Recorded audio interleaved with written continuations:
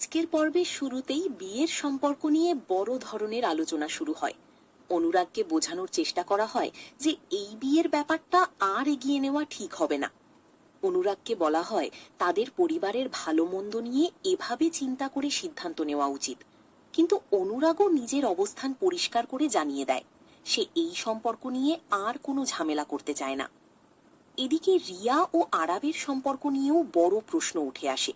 রিয়া জানতে চায়, আগে যদি অনুরাগ দাদা আর খুশবু বৌদির পরিবারের পক্ষ থেকে কোনো সম্পর্কের প্রস্তাব আসতো তাহলে তখন কেন কেউ আপত্তি করেনি, এখন হঠাৎ করে সমস্যা কোথায়? রিয়ার মনে হচ্ছে বারবার তার অনুভূতি এবং তার ভালোবাসাকে চাপা দেওয়ার চেষ্টা করা হচ্ছে। সে কষ্ট পেয়ে বলে সবাই যেন তার ভালোবাসাটাকে শেষ করে দিতে চাইছে।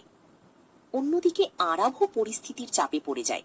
রিয়া যেভাবে তাকে চায় সে সেভাবেই থাকার চেষ্টা করছে, কিন্তু পরিবারের চাপ এবং সম্পর্কের জটিলতার কারণে পরিস্থিতি আরো কঠিন হয়ে উঠছে। এরপর আরাবের বিরুদ্ধে জানানো হয় অনুরাগ বাবার সঙ্গে কথা হয়েছে এবং রিয়ার বিয়ের ব্যাপারেও সিদ্ধান্ত নেওয়া হয়েছে। শেষ পর্যন্ত কি রিয়া ও আরাবের বিয়ে সত্যিই হবে? আর পরিবারের এই সিদ্ধান্তের পর আরাভ ও ঈশার জীবনে কি নতুন পরিবর্তন আসবে? এই প্রশ্নগুলোর উত্তর জানতে হলে দেখতে হবে পরবর্তী পর্ব।